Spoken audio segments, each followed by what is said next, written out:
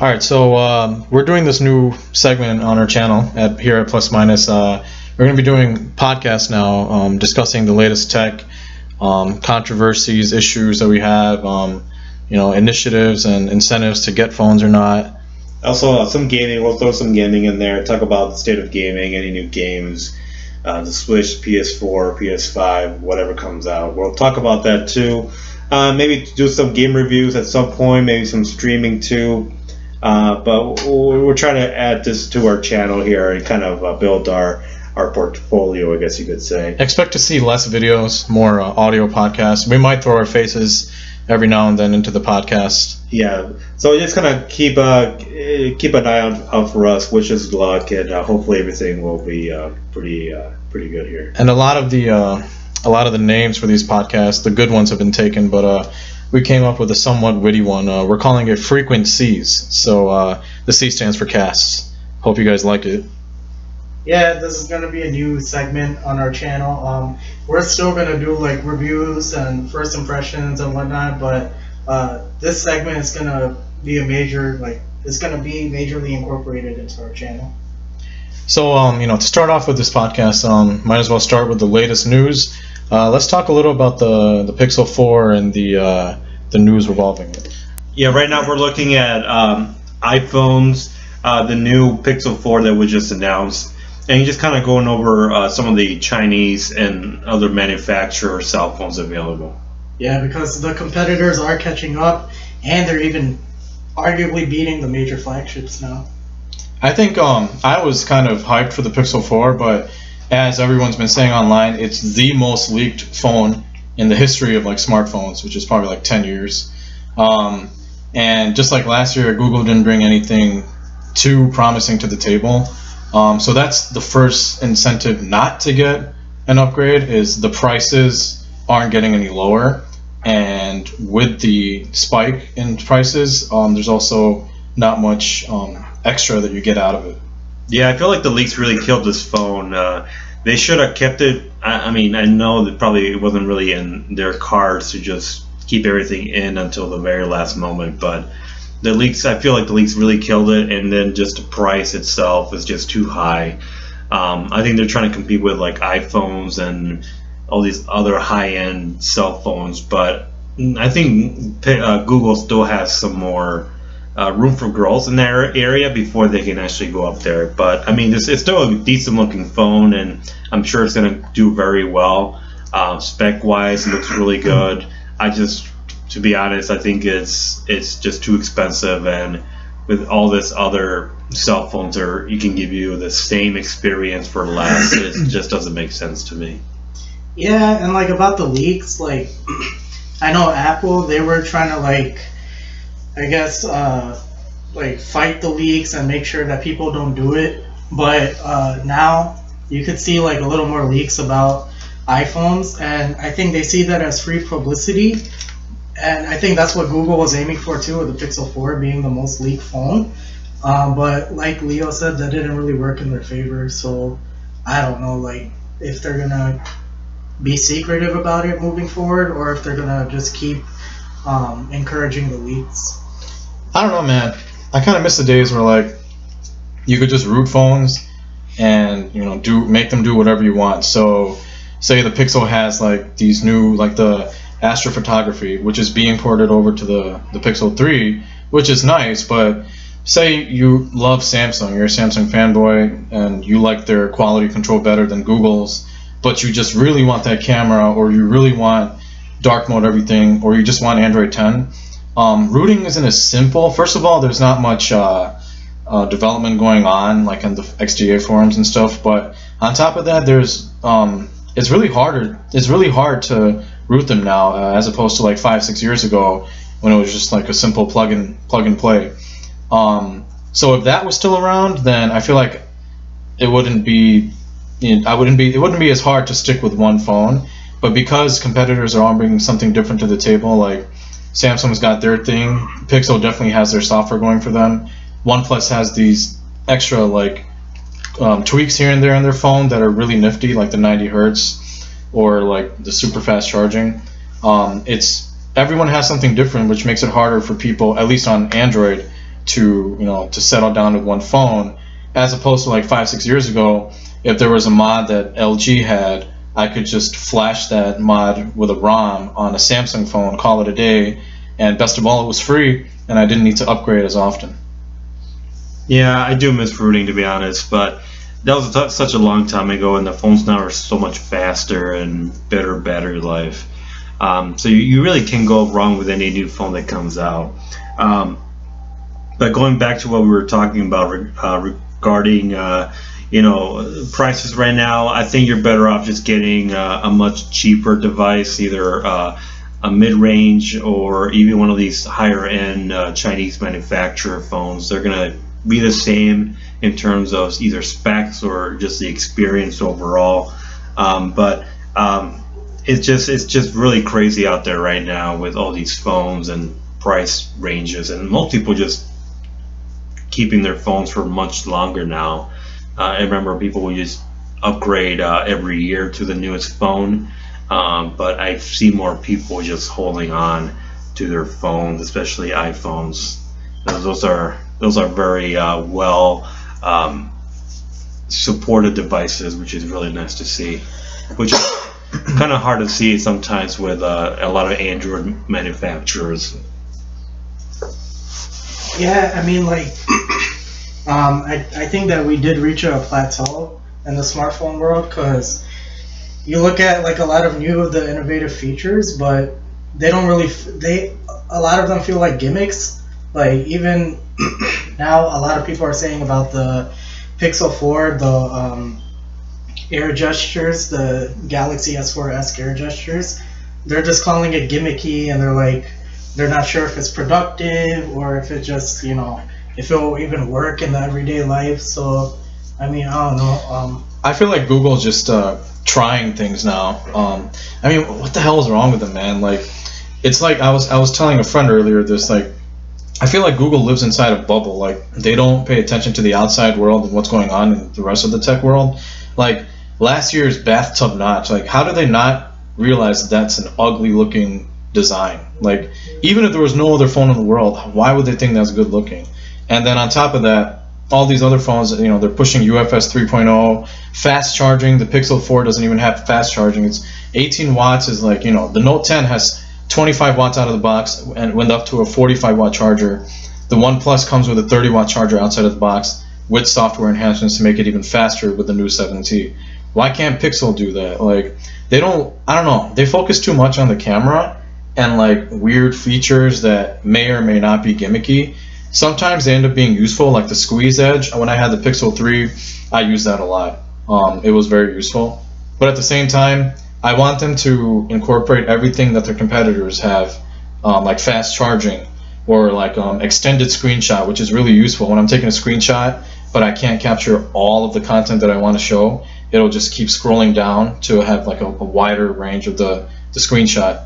Samsung has it, OnePlus has it, even my dad's Moto G7, like a budget $200 phone, has that feature. So why can't Google just put it in there, I get that they have the timely updates, Android 10, all that stuff, but that only goes so far in an $850 to $1,000 price range. Sure, if they were priced more competitively to budget phones like $500-600, it'd be a different story, but it's not going to drop anytime soon.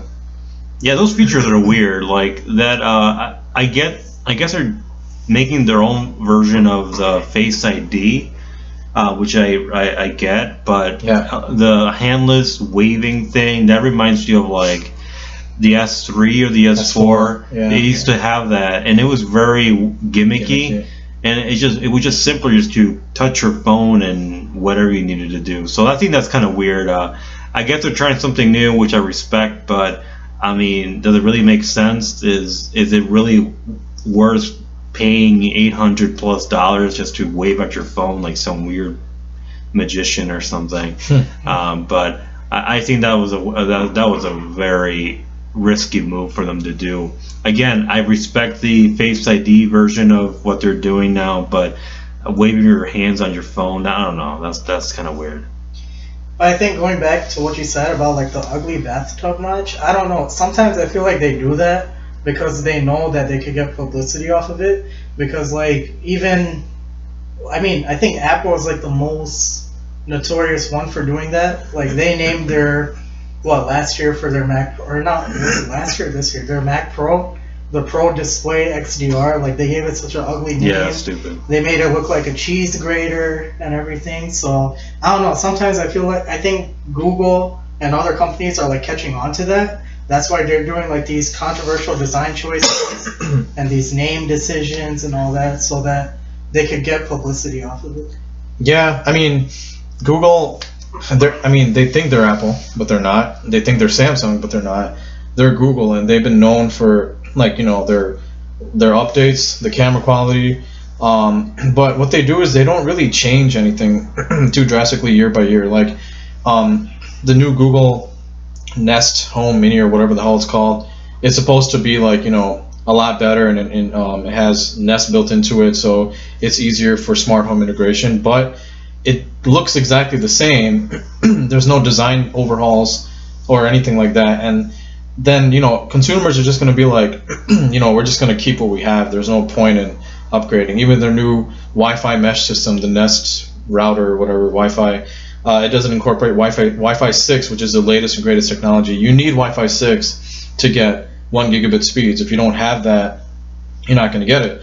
Google knows that. Google's a software company, so why not do it, man? Like, their main competitors are Apple and Samsung. Let's be real. Those are the top three, but they don't do anything to make themselves stick out. And like a lot of people were saying online, the Pixel 4 has a lot to live up to. It has to compete with the legendary Pixel 3's camera, and if it can't do that, or if it's just the same as a Pixel 3 and not better, then people are just going to opt out of it and get the Pixel 3 XL. I mean, hey, I just did.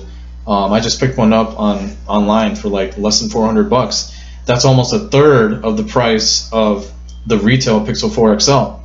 And on top of that, Google's not really giving you any deals for trade-ins. When the Note 10 came out, Samsung was offering $500 for the Pixel 3 trade-in if you traded it in. Google's own freaking phone, Pixel 3 XL, has no value for trade-in. It's like $200. I can get more selling it on the street, So Google really needs to figure something out if they want to compete with Apple and Samsung. Because right now, I love them. I love their phones. I love the updates. But in terms of like a price point and price to value, it's not really worth it to me. Yeah, they really gotta kind of look at because it's crazy. I think the best scenario can give you is a lot of these phones probably won't sell, especially when you can get them for a lot cheaper, like you said. You can go on Swappa, Amazon, Facebook Marketplace, Craigslist, and get these phones for a lot cheaper, like hundreds and hundreds. Granted, they're not new, but yeah, they're not new. But I mean, if you know what you're looking for, you look for like a good phone in good condition, obviously not broken or anything. But a lot of these phones will last you for a lot longer than you think. And so I think that them charging all these prices, and I mean, you can get two phones for that same price. It's pretty crazy. That's why I think they should either bring down the price down a little bit more, match it to what some of the other competitors are doing, because at this point in time, I mean, anyone can just find a much cheaper phone for better. Last year's flagship, like you said, the Google Pixel 3 XL is very cheap right now, and it's still a very good phone. I mean, you're not going to miss a lot. It'll still run whatever phone games you want, and it'll still take great pictures. And it's still going to be supported, which is really nice. It is running Android 10 right now. And it's got one great thing over the Pixel 4, the unlimited storage. Yeah. That's gone. Yeah, that's gone with the newer ones, which is a shame. But, it's just stuff that's going to happen either way. But it's just hard to justify the price. Like I said, go to Swappa, go to an Amazon, get it refurbished, get it used, and you're going to save yourself a bunch of money. And even now, people can't afford the latest and greatest all the time. So I think they should work on that price. But one thing that kind of, I don't know, it kind of makes me laugh is like the other day, I was watching their Pixel announcement, and they were just like kind of boasting about how oh, we're the first Android to get the latest and greatest updates. And it kind of makes me wonder about their philosophy, because if you look at it from the other side, if you look at Microsoft, they do the same thing where they have Windows, but there's a bunch of other manufacturers that have Windows, but they like every manufacturer, or almost every manufacturer, albeit with some very light skinning, they all get the same version of Windows at the same time. And you look at it in contrast, and it's like, you know, you get the Pixel that gets the Android 10 update like on the launch day. Mm-hmm. Then 3 years of updates. 3 years of updates. Then you get some manufacturers who get it like weeks later, months later. Hell, they probably don't even get it at all. So it just, I don't know, like, it just makes me wonder what their philosophy is. Project Treble was supposed to be about the equilibrium of everyone, all the Android manufacturers getting it at the same time, or relatively between weeks in differences, not months or half a year in difference. Yeah. That's why I've got to let go of the Note 10 Plus. It's my phone pick of the year, but unfortunately it's not going to get Android 10, and I'm all about dark mode everything. It's easy on the eyes, it saves your battery, and it just looks so damn sexy, so I gotta have it. And yeah, but you know, that's not going to come to Samsung, the Galaxy Note 10 Plus, unless it has Android 10. Now I know they're pushing their whole One UI beta program, but it's not going to be, you know, stable official version until like March of next year, which by then the S11 will be out, and there will be less and less incentive to get the Note 10 Plus anyway. So and then on top of that, that's another thing Google doesn't even do right. Even things that they themselves market and throw at you to, you know, to want to have their devices and own them, they won't even, you know, do well on their promises. Like, for example, we've been waiting for Gmail dark mode since it was announced like early September. It's now like past the middle of October, and only about like 10% of people got it. Even the people who are running Pixels stock on Android 10 still don't have it. So it's like, Google, what are you doing, man? Like, if you're gonna promise something, keep good on that promise, because your other competitors, especially Apple, they do what they say they're gonna do, and phones that are 4 years old in the Apple like lineup are still getting the same updates that the newer ones are getting. They may not have all the fancy cameras or the OLED screens, but those features, the software features baked in, they always get that, and that's honestly more important than any hardware features, I think. Yeah, and I know there's that argument of, like, I know some Android people say that, oh, but like there's a bunch of Android manufacturers, there's only one iOS manufacturer. But again, I turn that argument back into Windows, where there's a million Windows manufacturers, and the machine or device or product, whatever you want to call it, even it could be 4 years old, 5 years old, but as long as it meets the system's prerequisites, it will be supported, and it will get with the latest update of Windows the same day that the Surface gets it. Yeah, and it's interesting too, because you have your Intels, you have your AMDs, and you have, everyone has different GPUs too, different RAM, either slower or faster. It's crazy. You have all these different parts in that computer, but it still runs Windows. Now, I don't know if that's something Windows is doing on the very deep end there, but I think that's something that Google should look into. And I know they're probably doing it because they don't want to piss off any manufacturer or whatever, but it's just really disheartening to see sometimes where you have a really good phone, $900, $1,000, and it's still running last year's OS, even though you paid all that money for it. I think that's insane. A good example of Samsung. Again, their phones are very nice. And their most recent phone's like $1,000, and it's still running last year's. And then I think the worst part is they do have the beta program, but I think when I had the S10 Plus, I couldn't I could not get the beta because it was only for like invite only for only a certain number of people. First few people, yeah. And that was very annoying. Like if you're gonna go and do this beta program, just go all out. Let people who want to try it do it, and don't just alienate people like that. But like I said, I mean, for Android, you know, you got your Pixel, and that's one of the phones I would probably stick with if I needed to go back to Android. But I'm pretty happy with the iPhone right now. I got a question for you guys. Between the Pixel and the OnePlus, at least for... Fine, I'll even put the Pixel 4 up there. The Pixel 4 or the OnePlus 7 Pro, which one would you choose? OnePlus 7 Pro all day. That's hard, man. I think I would do the Pixel only because it just came out and it has some interesting features in there. I like the... I don't know what it's called. Solar Radar? No. I mean, that's okay, but where it kind of like subtitles everything. Oh, the live captioning or something like that? That's really cool. I like that. And the thing is, that's getting ported over to the Pixel 3. Yeah, well, so, but that's cool. I also like, what's the other one? Where it like, you talk to it, but it doesn't require like an internet connection at all times. I don't know, I thought it was cool too. But that's, I guess that's something else that's going to be ported over. I did see that, but I forgot about it. Yeah, it has like all these different... Live transcribe, that's what it's called. Yeah. So it does it all on device, which is very cool. So I like that as well. It's features like that I could see myself using. But I'll give it to OnePlus. They have better hardware, I feel like. Yeah, I was going to say, like, even as an iPhone user, the OnePlus is just...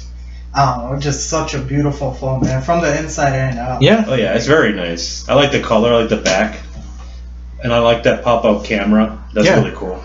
It is, and I don't know why people don't appreciate it more.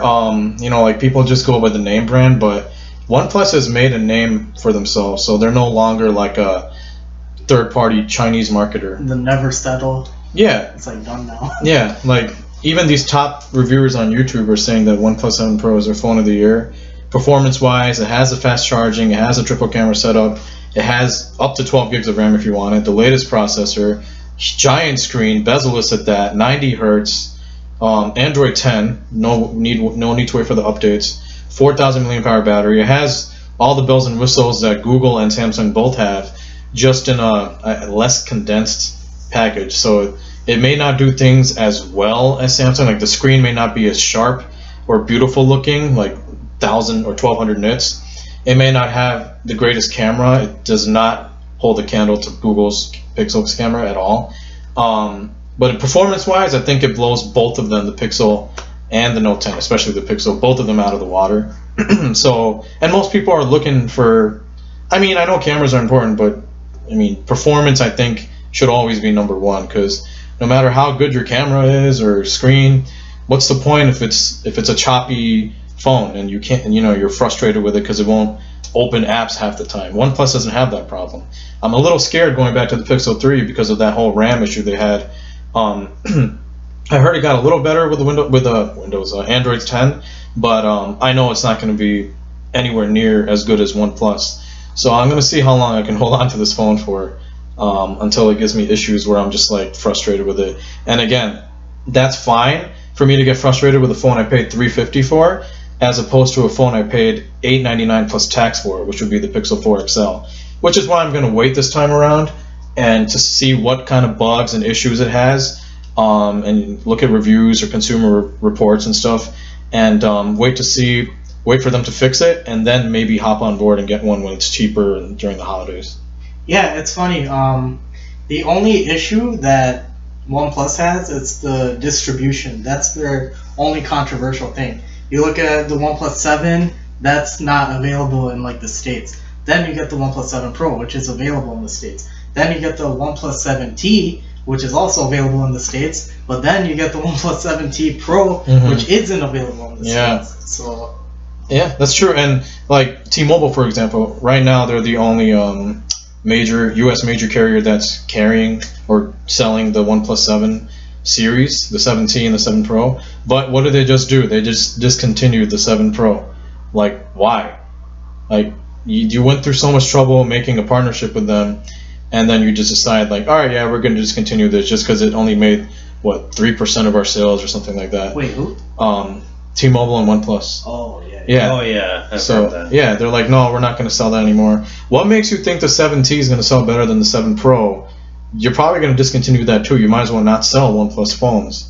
So I think they should still sell them, but I think they should market it more. I feel like sometimes people just kind of gravitate to like the Samsungs and the iPhones, right. and I feel like the people there don't really push it for it, because I mean, not a lot of people have heard of it, and like people like us, they probably heard of OnePlus already, but I feel like it's also a part of the retail too. Well, the problem is T-Mobile, especially, when they have like the OnePlus 7 Pro or any other phone, like the Google Pixel, they just have to add that ugly T-Mobile boot logo when you turn on the phone, and their T-Mobile like must-have apps embedded into the phone. Like, just give us the stock phone, and we know what they do. They take out the phones, they run some software of their own on there, and then they reload that image, and then they sell it as the Pixel or as the OnePlus. But it's not really. It's T-Mobile's own version. The only phone they don't do that with is Apple, probably because Apple probably pays them a lot of money not to, because they can afford to. But if OnePlus, say it came unlocked, like the same exact phone that OnePlus.com sells was available at T-Mobile, I would get it. But with this whole bloatware issue and all this, I don't know, it's just not the same experience to me.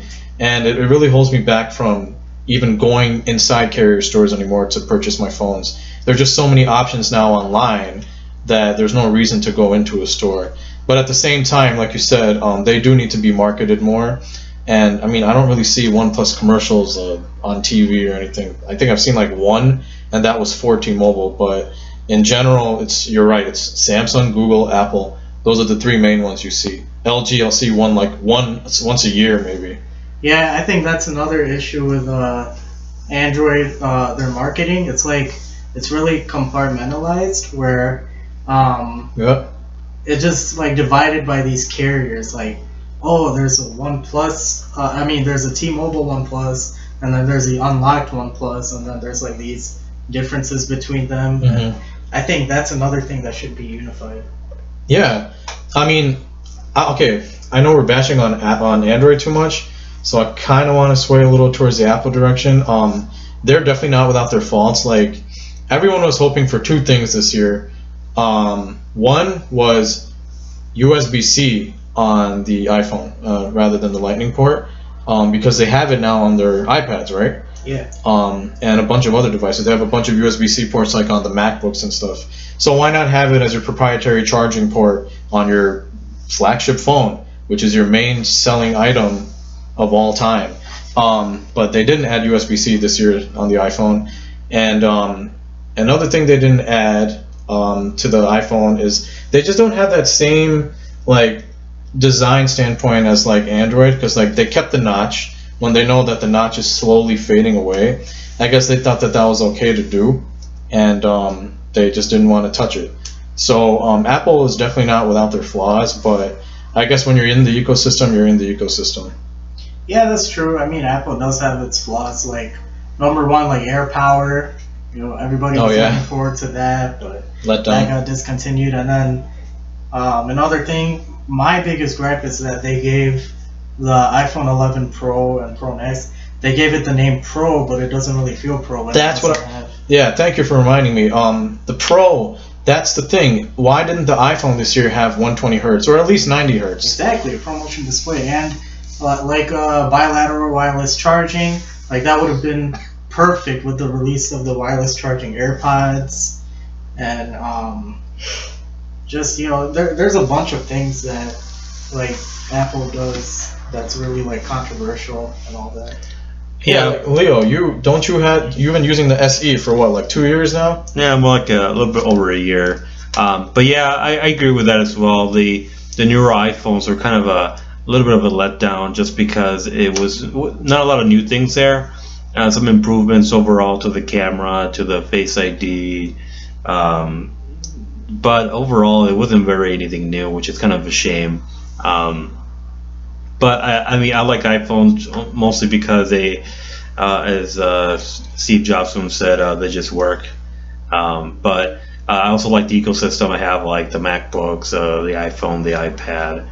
So for me, it works for my needs. But I do look at the new iPhones and think, well, why would I want to spend all this money on this one when like the iPhone 10 or 10s or even the iPhone 8 or the SE, which I have, it works perfectly fine, and the software is all basically all updated to the newest one. I don't really play a lot of games on my phone, but I still get my iMessage, I still get all the dark mode, I still get like everything I really need to use it.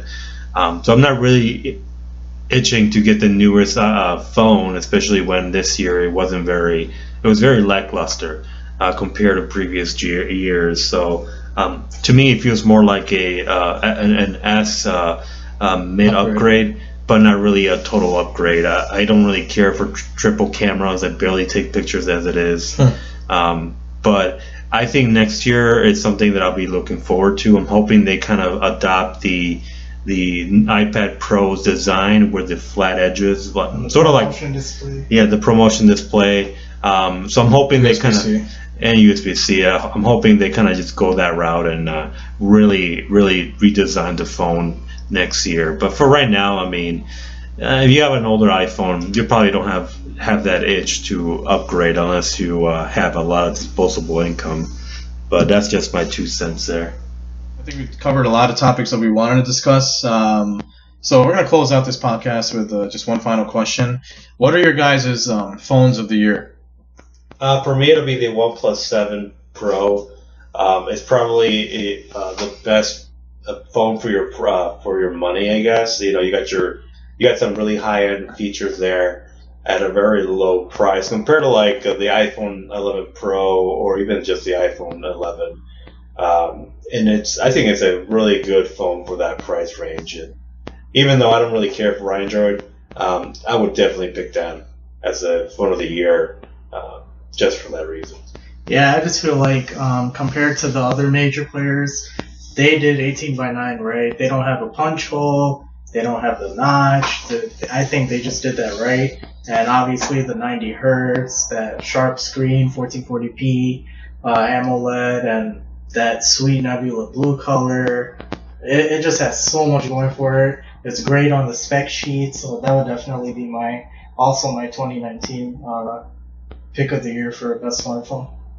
Damn, you guys are really throwing me under the bus here. I want to pick the OnePlus 7 Pro, but I'm going to have to go with the Note 10 Plus. Give it the slight edge. I had both phones, and I love both phones, but the Note 10 Plus just does it better. Although it doesn't have 90 hertz and it doesn't have as bezel-less as a display.